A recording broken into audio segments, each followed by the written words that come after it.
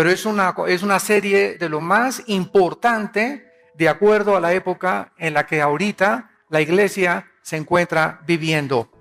Cuando hablamos del tribunal de Jesucristo, antes de poder adentrarnos en esta investigación y en este estudio, solamente les recuerdo que cuando la Biblia menciona el tribunal de Jesucristo, no se refiere al juicio que Jesucristo tuvo, ¿verdad?, con el sumo sacerdote y con Pilato, y con Caifás, sino que se refiere al tribunal donde nosotros vamos a ser evaluados y juzgados de acuerdo a nuestras obras.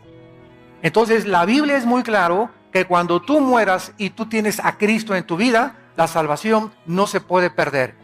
Pero ¿qué de esos pecados que no confesaste, verdad? ¿Y qué si mueres en pecado? ¿Y qué de las obras y la oportunidad que Dios nos dio para hacer y no hicimos?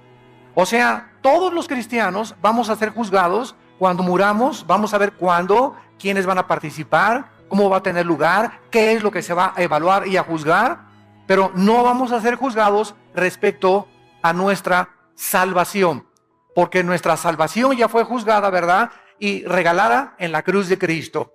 Así que en la cruz de Cristo lo vamos a explicar todo muy bien, desde la A hasta la Z. En la cruz de Cristo nuestro juicio se llevó a cabo hace 2000 años para todos los creyentes que hemos aceptado a Cristo como nuestro Salvador. Ya no hay condenación, ya no nos puede dos veces Dios juzgar. Entonces vamos a ser en el tribunal de Cristo ya no juzgados para la condenación eterna, porque ya tenemos la salvación, pero nuestras obras y nuestra posición de autoridad y la fidelidad que hayamos demostrado en esta corta vida que tenemos en el tribunal de Jesucristo será manifestado. Uno de los pasajes más ricos acerca de este tribunal está en 1 Corintios 3, versículo del 10 en adelante. Y dice el apóstol Pablo, 1 Corintios 3, versículo 10 en adelante: conforme a la gracia de Dios que me ha sido dada, yo como perito arquitecto puse el fundamento, otro edifica encima, pero cada uno mire cómo sobre edifica. O sea, no le dejemos todo, ¿verdad?, a los pastores, y si no he crecido porque no me han dado alimento. Todos tenemos la responsabilidad, al haber recibido el Evangelio, al haber creído en él y al discipularnos, tenemos una responsabilidad de no solamente oír la palabra el domingo, sino que entre semana todos tenemos la responsabilidad de seguir comiendo en nuestra casa la palabra para edificar sobre el fundamento que está puesto en nuestras vidas, que es Jesucristo. Muy bien, dice el versículo 11, porque nadie puede poner otro fundamento que el que está puesto, el cual es Jesucristo.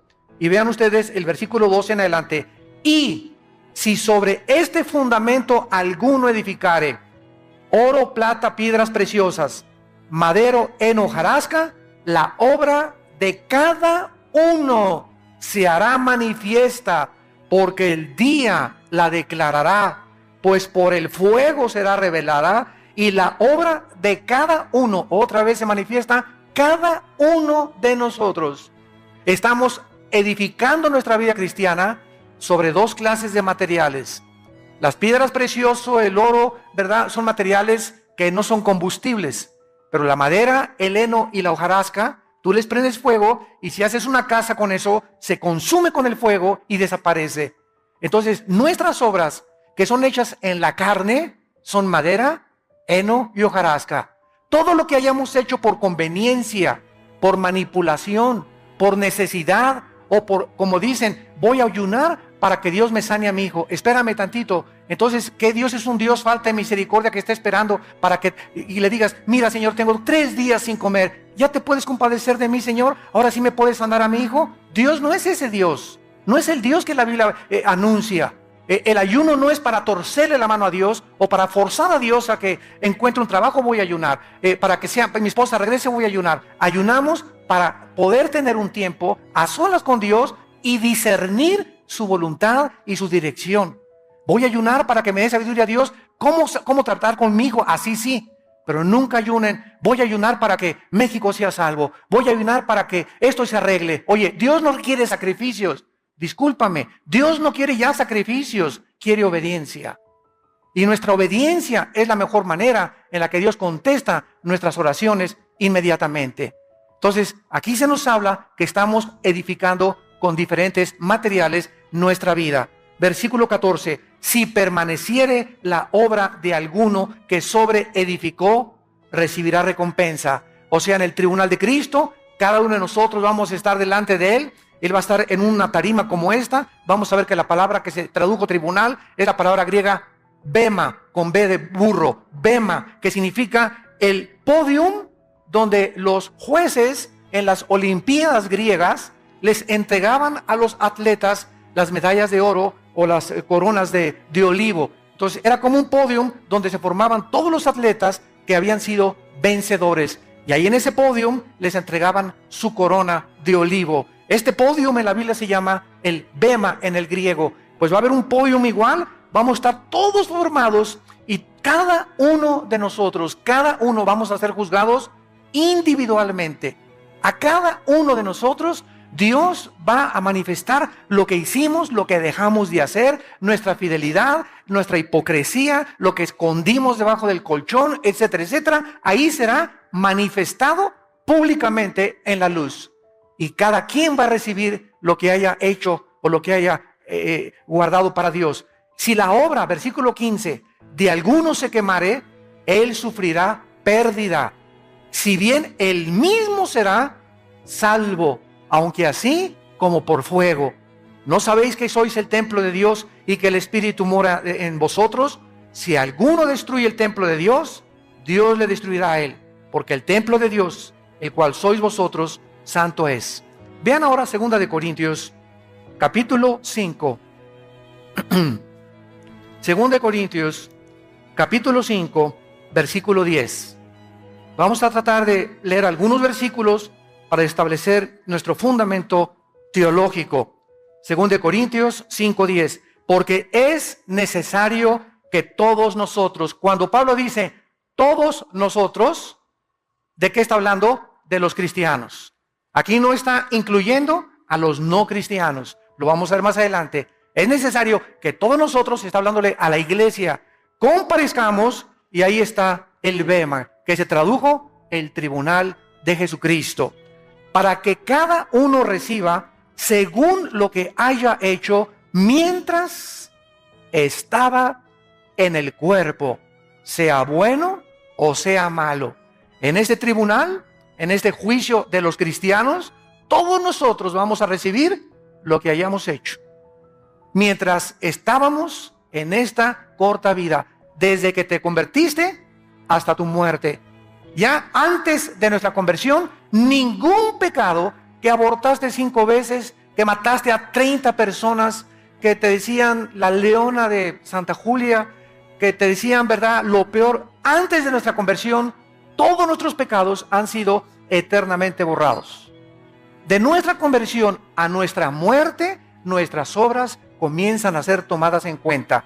No para nuestra salvación, insisto, como lo acabamos de leer, sino para la pérdida o la ganancia de las recompensas y las posiciones de autoridad que vamos a tener.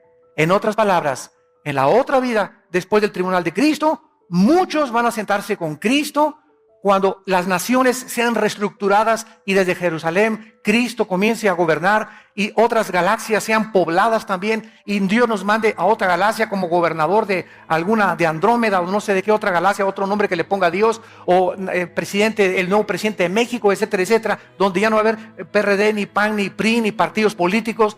Los hombres y las mujeres que van a gobernar en la otra vida será de acuerdo a la fidelidad que tuvieron en esta vida. Por eso 1 Corintios 15:58 dice el apóstol Pablo: hermanos, no os canséis de hacer el bien, porque a vuestro tiempo segaréis. Continuar haciendo el bien porque vale la pena seguir trabajando para Dios. Un vaso de agua que hayamos dado en el nombre de Jesús, a las personas que les hayamos hablado de Cristo, las cosas que hayamos hecho, el amor que le has tenido a tu esposa, a tu esposo, el tiempo que pasaste con tus hijos, la santidad que tú viviste, todo será puesto en una balanza. Por eso tenemos que vivir con temor de Dios, porque estamos de paso por esta vida. El otro día venía yo pensando y me decía a mí mismo, si al nacer pudiéramos tener el entendimiento que se nos dijera cada vez que nace, mira, Pancholín, tienes 50 años de vida. Vas de paso por esta tierra. No amontones riquezas, no vivas para este mundo, vas de paso. Carmelita, vas de paso. Si desde que nacemos tuviéramos la conciencia que vamos de paso, pues no haríamos, ¿verdad?, muchas veces lo que creemos que hacemos. Los jóvenes creen que la vida la tienen para ellos y que pueden tomar drogas y emborracharse y embarazar a la novia, y la novia se deja embarazar y se deja manosear por el novio y se divorcia uno y se va con otra buscando aquí el agua feliz, la otra se divorcia uno buscando que haga feliz, y todos los seres humanos viven como animales sin saber que está establecido un juicio y que desde el momento que Dios levantó a Cristo entre los muertos nos garantiza que nosotros vamos a volver a vivir y vamos a ser juzgados en un día que se llama el día de Cristo o el tribunal de Cristo. A pesar de todo esto, existe mucha confusión acerca de quiénes serán los participantes de este juicio. ¿Cuándo se va a llevar el juicio o el tribunal? El propósito y las consecuencias. ¿Qué pasará con esos cristianos que murieron en pecado, por ejemplo? ¿Qué pasará con aquellos que dicen en la primera carta de Juan que cuando vengan a Cristo se van a alejar de Cristo avergonzados? ¿Qué acaso estas personas van a perder su salvación? ¿Qué significa perder recompensas? ¿Qué recompensas vamos a recibir y qué es lo que vamos a perder? Todo esto lo vamos a cubrir en esta serie preciosa.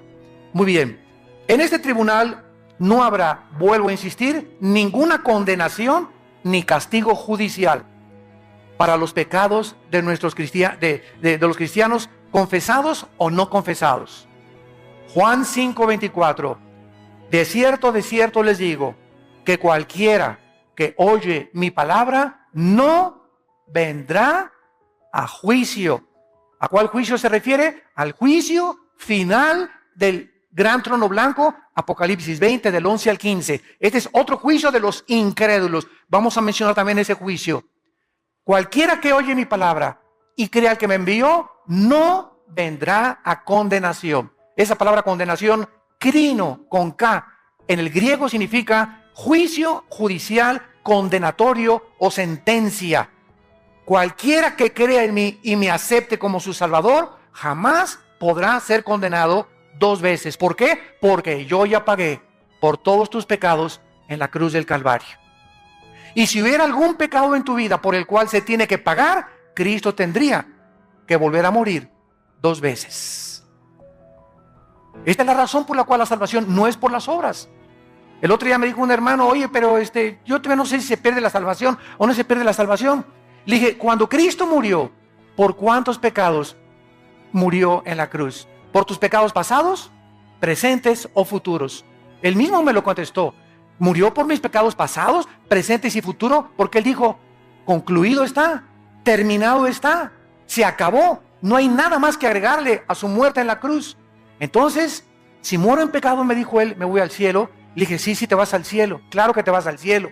Pero, ¿sabes una cosa? Después vas a ser, en el tribunal de Cristo, vas a enfrentar esos pecados. Y vamos a ver en esta serie cuáles son las consecuencias de cristianos que creen que como no se pierde la salvación, pueden vivir con libertad o con libertinaje. Dice Gálatas 5:10, a libertad fuimos llamados, solamente que no usemos como ocasión de pecar la libertad que Dios nos ha dado.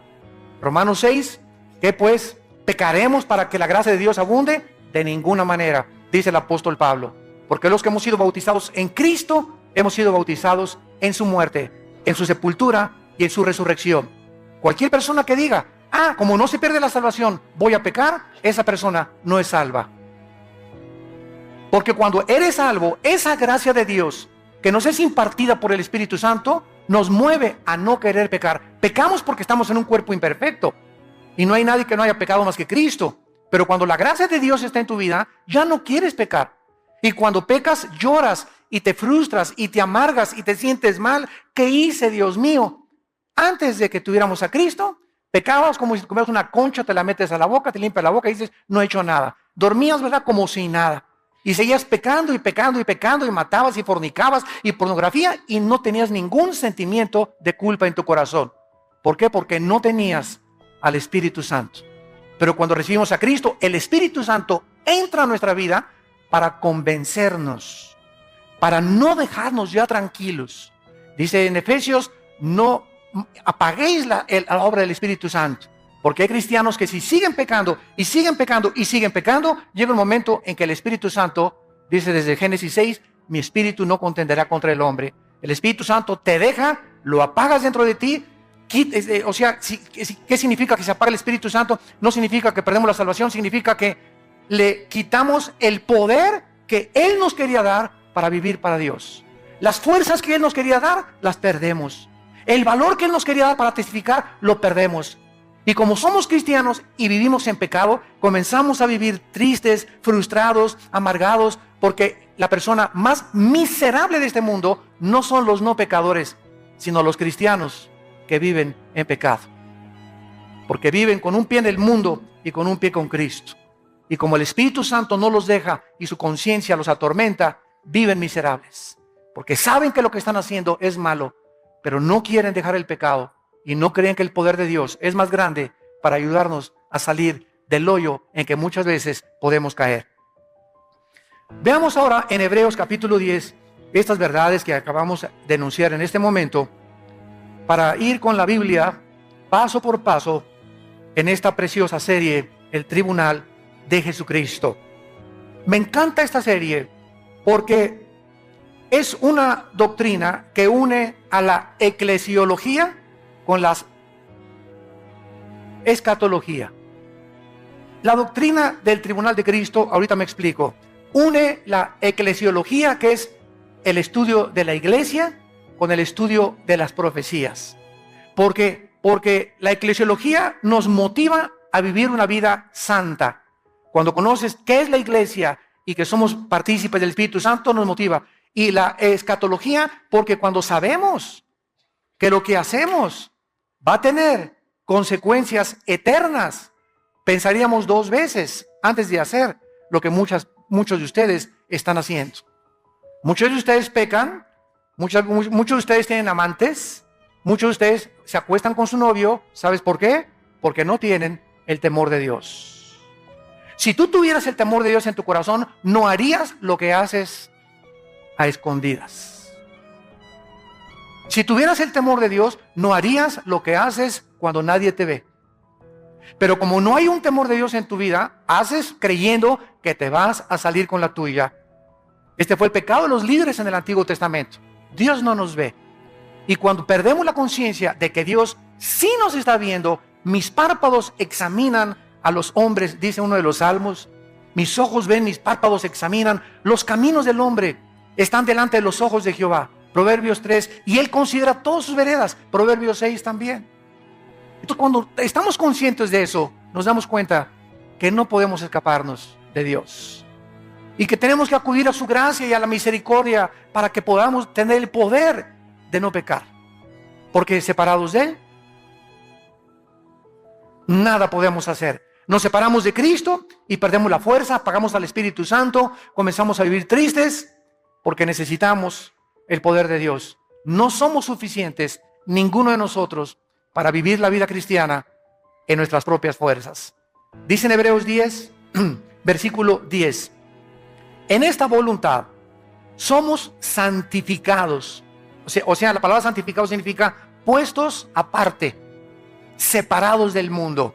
En la voluntad de Dios, nos ha Dios separado del mundo, mediante la ofrenda del cuerpo de Jesucristo, hecha una vez para siempre. Hecha una vez para siempre. Estos versículos me encanta enseñárselos, y lo digo con mucho respeto a los curas católicos. O cuando tengo debates en la televisión con obispos o con personas de otra religión, ¿verdad? Porque siempre les pregunto, ¿qué es la misa? El 99% de las personas a las que tú les preguntes qué es la misa, no saben contestarte. O si te contestan, te van a decir, ¿es la Eucaristía? ¿O es ir allá y persinarse? Pero no saben que la misa, de acuerdo al Concilio de Trento, apúntalo, el Concilio de Trento es el sacrificio de Jesucristo por los vivos y por los muertos. ¿Qué es la misa? Es un sacrificio. Cuando el cura entra al altar, dice introibo al altare Dei en latín. me introduzco al altar de Dios, le introdujo al altar de Dei, le tu quetificatet juventutem meam, dice en latín. Me introduzco al altar de Dios a ofrecer sacrificio por los vivos y los muertos. De ahí las misas, las has oído, gregorianas. ¿Han oído ustedes de las misas gregorianas? ¿Qué son las misas gregorianas? Se murió don Pancho. Ya que se muere, vamos a pagar a la iglesia para que le dé una misa gregoriana, o sea, para que lo ayude a salir del purgatorio. Otra vez, vuelven a sacrificar a Cristo, y con ese sacrificio, don Pancho ni nos oye. Pero estamos haciendo otro sacrificio, Dios, para que tengas misericordia. Y don Pancho, si tenía 15,000 años en el purgatorio, que sean 10,000. Y si tienes dinero, le das 10 misas gregorianas y lo sacas en un mes a tu pariente. Cuando nosotros, amados santos, seguimos esta línea de lógica elemental, nos damos cuenta que perdida está la gente en la ignorancia.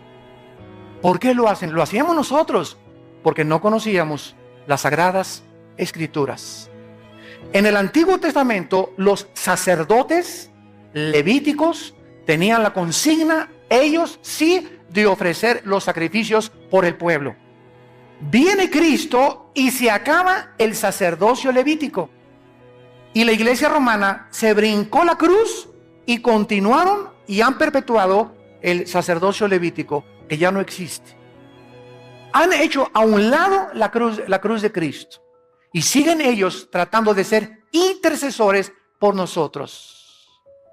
Y ya no hay, y dice en la Biblia católica y en cualquier Biblia, 1 Timoteo capítulo 2, no hay más que un intercesor entre Dios y los hombres, un mediador, Jesucristo hombre.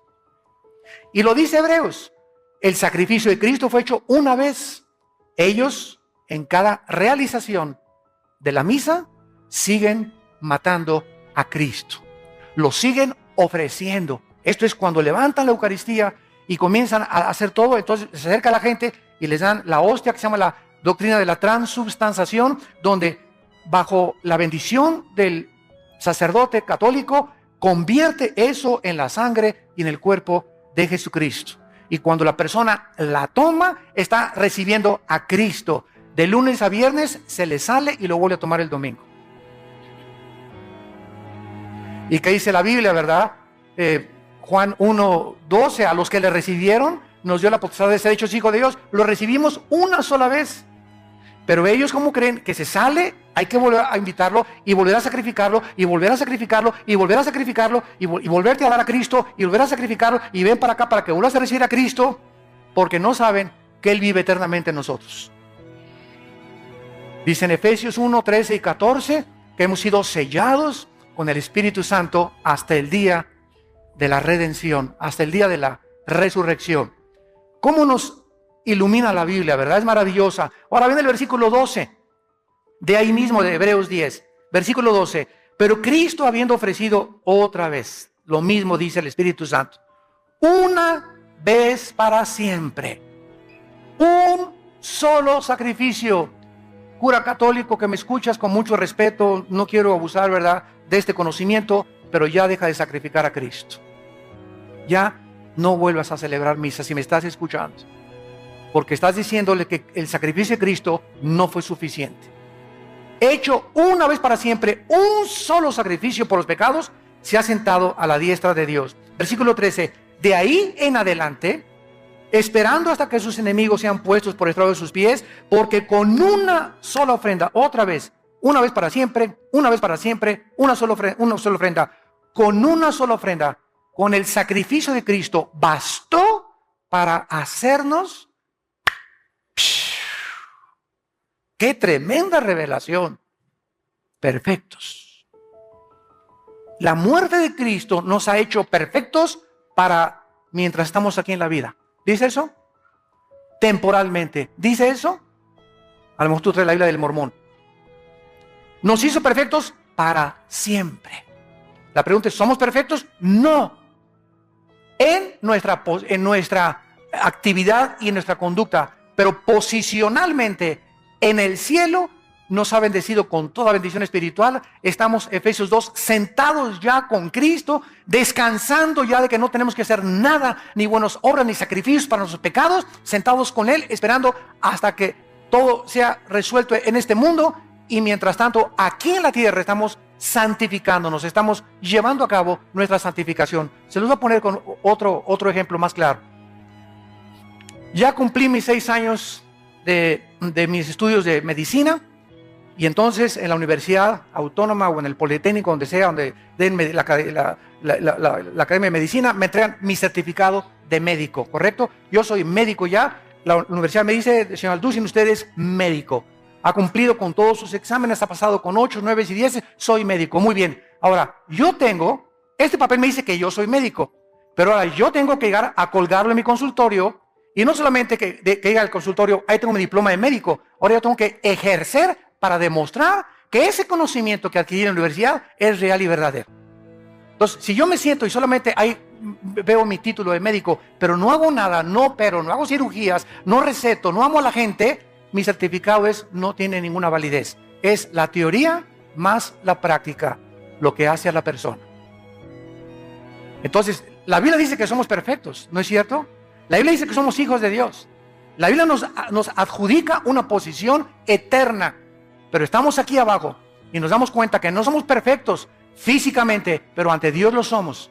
¿Por qué somos perfectos? Porque somos santos y sin mancha, porque todos nuestros pecados han sido lavados con la sangre de Cristo. Y ahora, mientras pecamos, ya no nos condena por esos pecados. Ahora solamente perdemos la comunión con Dios cuando pecamos los cristianos. La salvación no la podemos perder, perdemos la comunión con Él y las bendiciones que podíamos tener y las recompensas en la otra vida. Pero ante Dios somos perfectos, porque su Hijo fue perfecto, su justicia fue perfecta, su imputación de su justicia fue perfecta, y su santidad es la santidad de Cristo, ¿verdad? Nos es imputada también a través de la santificación, para que podamos ejercer una vida conforme al llamamiento que Dios nos ha hecho. Por eso dice Santiago, oye, tú vienes y me dices que es cristiano, y andas ahí, ¿verdad? Ajúa, vivo aquí, te emborrachas cada fin de semana, ahí andas detrás de las chavas como si nada, te acuestas con tu novio y estás en el coro de la iglesia, estás en la música de la iglesia, y la gente comienza a decirnos a nosotros, oye, tú te dices cristiano y haces estas cosas. ¿Por qué? Porque tenemos que no solamente decir que somos cristianos, obras nos tienen que acompañar. Acciones que demuestren a la gente que somos diferentes. Que somos diferentes. No, don Pedro, ya no me he hecho ya no me emborracho con usted. Ay, sí, porque ya no eres charrasqueado. No, pues ya, exactamente, Cristo me salvó. Oye, que todas mis amigas se acuestan con sus novios, pero yo no. Ahí sí eres la Santa Rita de Casia, ¿verdad? Díganme lo que quieran, pero yo conozco a Cristo, y eso es una fornicación delante de Dios. Y no quiero tener el temor de Dios en mi vida. Y comenzamos a dar un testimonio que la gente busca. La gente cree más las acciones que las palabras. Muy bien, veamos ahora el tiempo y los participantes de este tribunal de Cristo. El tiempo cuando este tribunal se va a llevar a cabo, ¿cuándo será? ¿Antes del rapto? ¿En el momento del rapto? ¿A la mitad de la tribulación? ¿Al acabar la tribulación? ¿Antes del juicio del trono blanco o después? ¿En el milenio o después del milenio? ¿Cuándo se va a llevar a cabo? La Biblia es muy clara. Veamos cuándo vamos a ser juzgados en este tribunal. Lucas capítulo 14. Vamos a ver algunos pasajes que no nos van a dejar ninguna sombra de duda respecto al tiempo cuando se llevará a cabo este tribunal, este juicio o evaluación de nuestras obras. Dice Cristo en Lucas 14, versículo 13 y 14.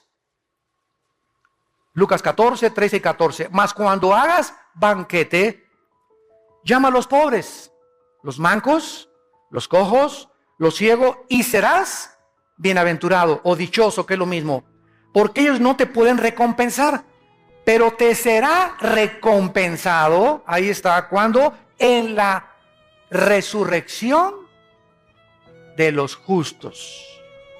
¿Cuándo recibiremos las recompensas? Cuando todos los justos seamos resucitados. ¿Cuándo se llevará esta resurrección?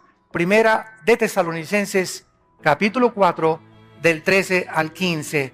Hermanos, les escribo para que no se entristezcan como los demás que no tienen esperanza. Porque si Cristo murió y resucitó, también Dios traerá con Jesús a los que durmieron con él. Por esto digo que con voz de arcángel, con voz de trompeta y con voz de salvación, los muertos en Cristo resucitarán primero. Luego nosotros, los que quedamos, seremos arrebatados juntamente con ellos y así estaremos para siempre con el Señor. Por lo tanto, aliéntense con estas palabras.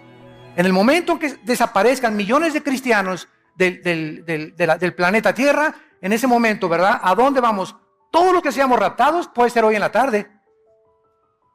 Puede ser, ni a lo mejor ni acabo el mensaje. Y muchos dicen, ¿dónde se fueron? Se los llevaron los ovnis, van a decir. Puede ser hoy en la noche, el arrebatamiento, porque no hay señales para el arrebatamiento. Para la segunda venida hay señales, y verán la señal del Hijo del Hombre. Pero para el arrebatamiento no hay señales. Es inminente en cualquier momento, el día y la hora, nadie la sabe.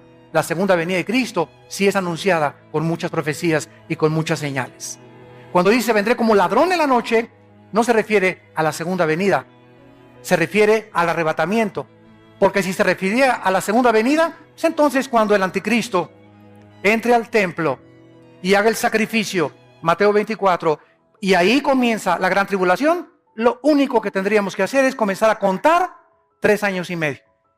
Y a los 3 años y medio sabríamos que venía Jesucristo y terminaría el Armagedón. Pero el día y la hora, nadie lo sabe, se refiere al rapto, al arrebatamiento de la iglesia. Por eso una cosa es el arrebatamiento, otra cosa es la segunda venida de Cristo. No es la misma cosa, el arrebatamiento de la segunda venida de Cristo no es lo mismo, porque el rapto viene sin anuncio, sin señales, sin ninguna prueba. Puede ser en cualquier momento. Veamos otro pasaje, 1 Corintios capítulo 3. Versículo 13. Voy a leer rápido. La obra de cada uno se hará manifiesta, porque el día, ese día, ya sabes que es el día. ¿Qué día?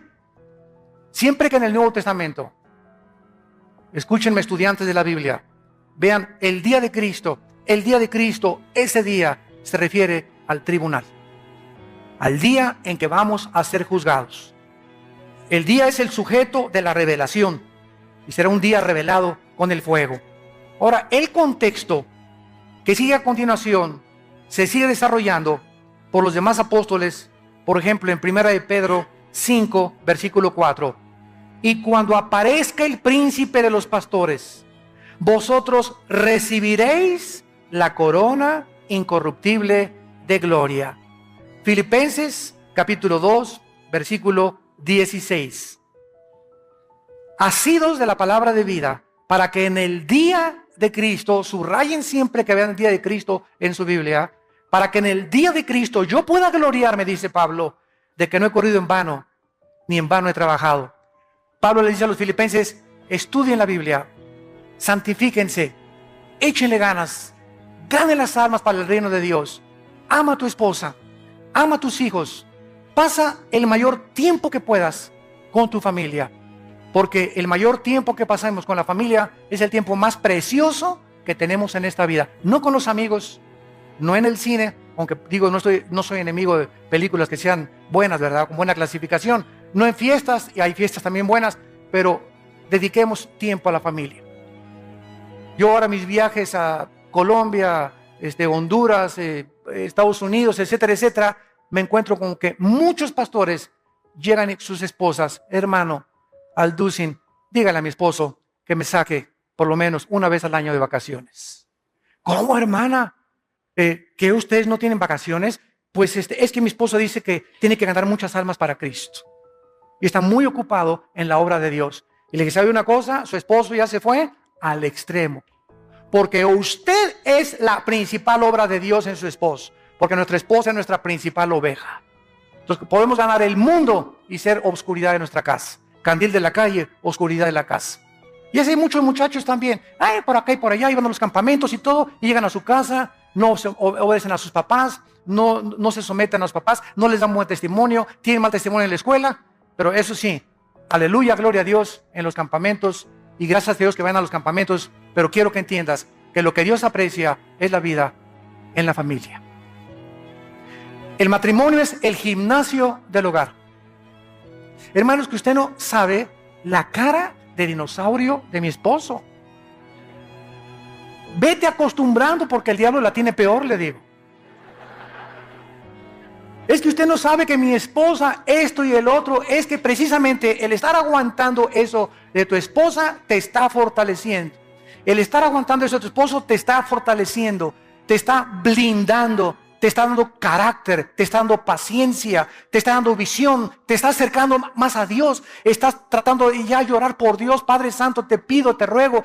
Todas esas cosas, esas presiones que tenemos, esos sufrimientos en el matrimonio, con los hijos, en la familia, sirven para formar nuestro carácter.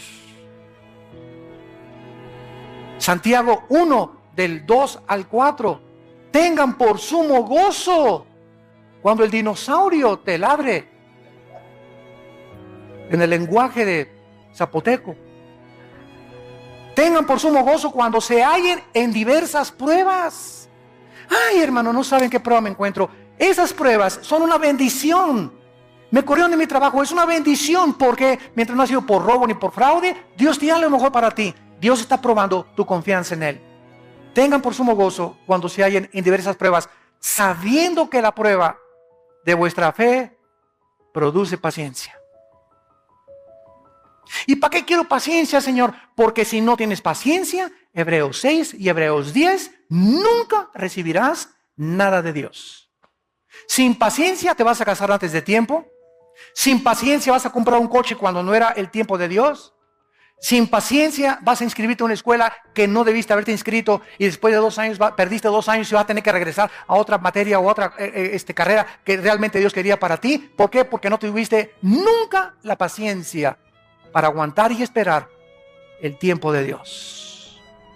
Y la paciencia nos las dan las pruebas y los sufrimientos. Para que comiences a conocer los caminos del Altísimo Gobernante del universo. Dice en 2 Timoteo 4:8 el apóstol Pablo, ya para ser sacrificado o martirizado, 2 Timoteo 4:8, por lo demás, es las últimas palabras de Pablo, me está guardada la corona de justicia. Las coronas las vamos a estudiar mucho después, la cual me dará el Señor juez justo, otra vez se repite, en aquel día. Pablo estaba seguro que al morir él no iba a ser recompensado. Ahorita hay miles de cristianos en el cielo, desde Pentecostés hasta nuestros días. Y ninguno de los cristianos que están en el cielo, Apocalipsis 6, del 12 al 14, ninguno ha sido recompensado. Están esperando, se les han dado vestiduras blancas, están esperando el día de nuestra resurrección. Ellos ya están en el cielo, pero nadie ahorita ha sido recompensado. Tenemos que estar todos los cristianos ya en el cielo para ser recompensados. Y en ese momento es cuando recibiremos los premios de Dios. Así pues, las recompensas de los santos, para dejarlo claramente establecido, van a ser entre el arrebatamiento de la iglesia y la segunda venida de Cristo a la tierra. Entre el arrebatamiento de la iglesia y en la segunda venida de Cristo va a haber un tiempo de 7 años de tribulación. Mientras la tribulación está aquí en la tierra, nosotros en el cielo estaremos siendo recompensados y ante el tribunal de Cristo. ¿Cómo lo sabemos? Porque en el capítulo 19 de Apocalipsis aparecen las bodas del Cordero. Y no podemos estar en las bodas del Cordero sin antes habernos presentado a ser evaluados y juzgados por nuestras obras mientras estábamos en el cuerpo. Ahora, para terminar, ¿quiénes van a estar en este tribunal? El hecho de que antes de la resurrección de los impíos no se va a llevar a cabo, nos revela que este juicio del tribunal de Cristo no incluye a los no creyentes. El tribunal de Cristo, el día de Cristo, el bema de Cristo, solamente los cristianos vamos a estar en este tribunal. Los no creyentes, cuando terminen los 7 años de tribulación y Cristo regrese al mundo, vamos a entrar a 1000 años, a un periodo de 1000 años de vacaciones aquí en la tierra, Isaías 65 y 66, Apocalipsis 20 y 21, y después del milenio, Apocalipsis 20 del 11 al 15, los no creyentes serán presentados, serán abiertos los libros de Dios y pasarán todos los no cristianos y ninguno va a estar hincado, estarán parados delante de Dios y serán echados al lago de fuego que arde con fuego y con azufre, que es la muerte segunda. En ese juicio, del juicio del gran trono blanco, nosotros ya fuimos juzgados por nuestras obras, no por la salvación, pero en el juicio de los no cristianos después del milenio, nosotros seremos el jurado. Los ángeles y los querubines estarán en el cielo cósmico de Dios y Dios demostrará que Él no va a mandar a nadie al infierno. ¿Cómo? Sí, se fueron solitos.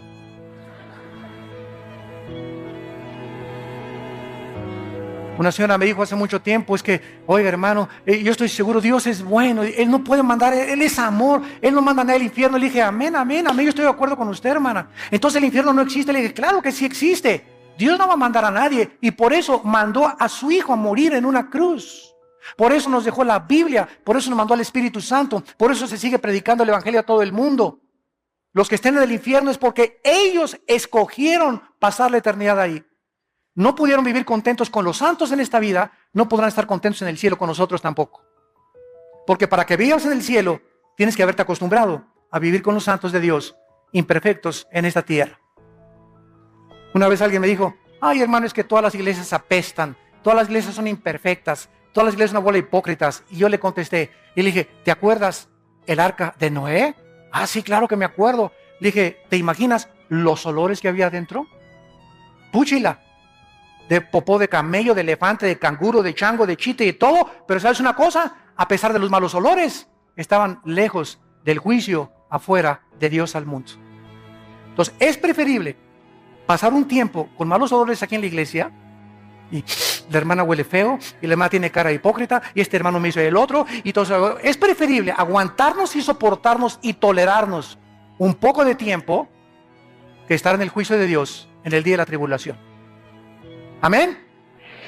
Así es. Muy bien, en segundo lugar, este juicio no va a incluir, claro, a los no cristianos. En segundo lugar, los cristianos que se conviertan en la tribulación. Porque cuando el anticristo mande matar, ¿a quién va a matar? ¿A los ateos? No, ¿verdad? El anticristo va a mandar matar a judíos, mesiánicos, creyentes en Yeshua, en Jesús, y a cristianos como nosotros. Entonces, esos cristianos, Apocalipsis capítulo 7, están en el cielo, van a resucitar, están en el cielo, ellos no van a ser juzgados en este tribunal. Y durante el milenio no pueden estar incluidos tampoco en este evento. Y en tercer lugar, en este tribunal tampoco estarán los santos antes de Pentecostés, antes de la cruz de Cristo. De Adán a la cruz de Cristo, los santos del antiguo pacto, del Antiguo Testamento, no van a encontrarse en este tribunal. Veamos esta verdad en el libro de Daniel, capítulo 12. Todos los santos antes de la cruz y de Pentecostés no van a encontrarse en este tribunal. Dice Daniel capítulo 12, versículos del 1 al 3. En aquel tiempo se levantará Miguel. Está hablando del tiempo de la gran tribulación, de los años de la tribulación que se vienen sobre el mundo, donde tú y yo no vamos a estar. Gracias a Dios. Se levantará Miguel, el gran príncipe que está de parte de los hijos de tu pueblo. En la Biblia, el arcángel Miguel es el jefe de los ángeles en el cielo que defiende, ha defendido y se enfrentará con Satanás en Apocalipsis 12, versículo 12, para defender a Israel. El arcángel Miguel. Y aquí se levanta Miguel, ¿verdad? Dice, el que está de parte de tu pueblo. Y será tiempo de angustia. Aquí está profetizándose el tiempo de la gran tribulación, cual nunca fue desde que hubo gente hasta entonces. Por esto sabemos que no está hablando de una tribulación o un sufrimiento 70 años después de Cristo, cuando llegaron los romanos y no dejaron piedra sobre piedra. Aquí está hablando de una angustia Cristo en Mateo 24 repitió, cual nunca la ha habido en la historia de la humanidad, que es la gran tribulación. En aquel tiempo será libertado tu pueblo, los que se hallen escritos en el libro, y muchos, no dice todos, aquí hay una resurrección parcial. Muchos de los que duermen en el polvo de la tierra serán despertados, unos para vida eterna y otros para vergüenza y confusión eterna. Aquí está situando la resurrección de los santos del Antiguo Testamento después de la gran tribulación. Después de la gran tribulación. Entonces, todos estos santos antes del Antiguo Testamento no vivieron bajo el pacto de sangre que tú y yo hemos vivido. Los santos en el Antiguo Testamento no pueden ser recompensados iguales a nosotros. Nosotros hemos recibido mucho más que ellos. Cristo le dijo a 2 ciudades, Corazín y Betsaida, si en Sodoma y Gomorra hubieran oído lo que ustedes han oído, en verdad les digo que en el día del juicio, y Cristo está hablando del trono blanco, no del tribunal de Cristo, el juicio de los malos, en el día del juicio el castigo será menos severo contra los sodomitas que contra ustedes, porque al que mucho se le da, mucho se le pide. Así que nosotros tenemos que ser juzgados con una vara mucho más grande con Dios, porque hemos recibido la gracia de Dios, al Espíritu Santo morando, haciendo su morada dentro de nuestro cuerpo. La revelación que tenemos, el conocimiento que tenemos de la Biblia es maravilloso. El otro día vi que un predicador dijo, es que no es necesario meterse que si los ángeles se metieron con las mujeres, que si esto y el otro, que si la salvación se pierde, hay que ganar las almas para Cristo. Espérame tantito, compañero, en las tribulaciones y el misterio de Cristo. Tenemos que estudiar toda la Biblia. Tenemos que enseñar toda la Biblia. No podemos concentrarnos solamente en algo. Qué lindo se oye. ¿Vamos a ganar las almas? Pues claro que las ganamos. Pero Pablo dijo, no he rehuido enseñarles todo el consejo de Dios. Tenemos que conocer el antiguo pacto, la gracia, el pacto de sangre, la tribulación, Ezequiel, Daniel. ¿Por qué hace esto Dios? ¿Por qué permitió las guerras? ¿Por qué David esto? ¿Por qué Salomón aquello? Tenemos que conocer todo para tener un espectro amplísimo de la mente de Dios. Y todavía al morir no nos bastará seguir estudiando el corazón de Dios. Así pues, no estarán ni los no creyentes, ni tampoco estarán los que se conviertan durante la tribulación, ni tampoco estarán los que vivieron antes de Cristo. En Romanos 14, versículo 10, dice el apóstol Pablo, ¿y tú por qué juzgas a tu hermano? ¿O tú también por qué menosprecias a tu hermano? Porque todos, y está hablando de los cristianos, compareceremos ante el tribunal de Jesucristo. Y vamos nosotros, escrito está, que toda rodilla se doblará y toda lengua confesará a Dios, de manera que cada uno de nosotros, versículo 12, cada uno dará a Dios cuenta de sí. Santos de Dios, si hoy en media hora, hoy en la tarde, viniera Jesús por nosotros, ¿no te lamentarías y dirías, ¿cómo? Es que yo creí que todavía tenía 2 años. Creí que me quedaban todavía 10 años de vida. Creí que me quedaban 5 meses más. Y así la muerte viene por nosotros en cualquier minuto, en cualquier segundo. Si estás tú consciente y crees realmente que Jesús resucitó y murió en nuestro lugar en la cruz, tu vida tiene que cambiar. Tu vida tiene que ser transformada por su poder. Tienes que vivir para Cristo y darle valor a las cosas que Dios les da valor. Tienes que desechar a las cosas que Dios les llama pecado. Tienes que enfrentar el mundo con una nueva perspectiva, con una nueva visión de qué es lo más importante. Es importante tu carrera, es importante lo que tú buscas, es importante que seas deportista. Todo es importante en la vida porque nos sirve en la vida. Pero pon en primer lugar a Dios en tu corazón. Pon en primer lugar a Dios en tu vida. Busquen el reino y su justicia y todas las demás cosas Dios te las dará por añadidura.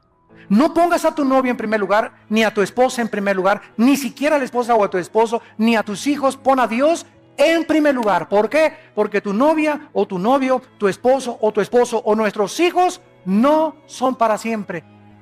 Algún día se